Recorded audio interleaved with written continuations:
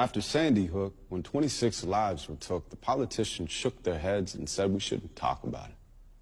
Our nation grieved. They gave their prayers and sent their tweets, but they didn't want to talk about it. We can't politicize this, they said. 20 kids are dead. We have to lay them to rest before we talk about it. Like it was honoring their deaths more to once again ignore the very reasons, but we didn't want to talk about it. And you could take the rhetoric and switch the tragedy. I couldn't tell the difference, which is obvious insanity, but I was just as culpable for what I didn't do or say, because honestly it hurt too much. I didn't want to talk about it. Well, now I want to talk about it.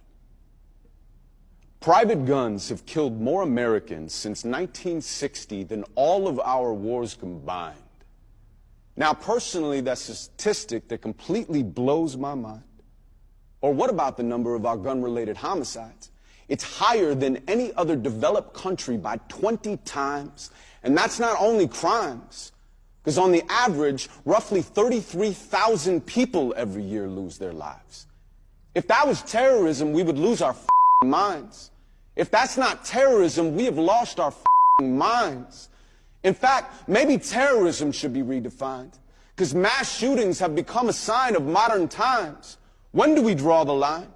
When do we grow a spine and stop using the Second Amendment to hide behind? You want to keep your guns, that's perfectly fine. I'm not arguing to take them away unless you're hunting lions. And yet the NRA accuses me of lying. Like secretly, I'm trying. That way they change the conversation from the people dying. It's really evil. I am tired of this misleading line they're feeding to the media. The talking points are really just excuses to be greedier. And Congress won't do their jobs because lobbyists have paid them off. So they ignore the problems that they're there to solve.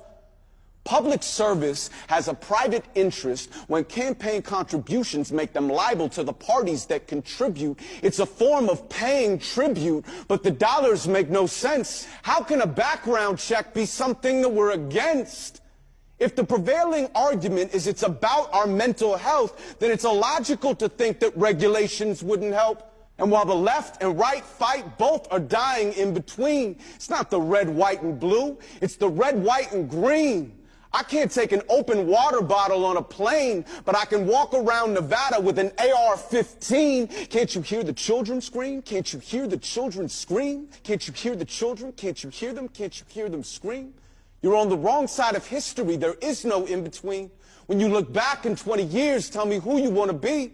Can't you hear the children? Can't you hear them? Can't you hear them scream? It echoes through the halls of schools that were replaced by crime scenes. Can't you see the children? Can't you see them? Can't you see them bleed? Can't you see their parents seeing them in each and every dream? When the news vans have left and they're left with quiet streets and private grief, but they can't leave, they can't leave, they can't leave. So they count the seconds, minutes, hours, days, and nights and weeks, dealing with a pain so deep that it's awake inside of sleep. It's in their bones and in their smiles and in their hair and in their speech, and in the morning they remember tears streaming down their cheeks, chest heaving from the morning. It's impossible to breathe, and at that point it doesn't matter what you once believed.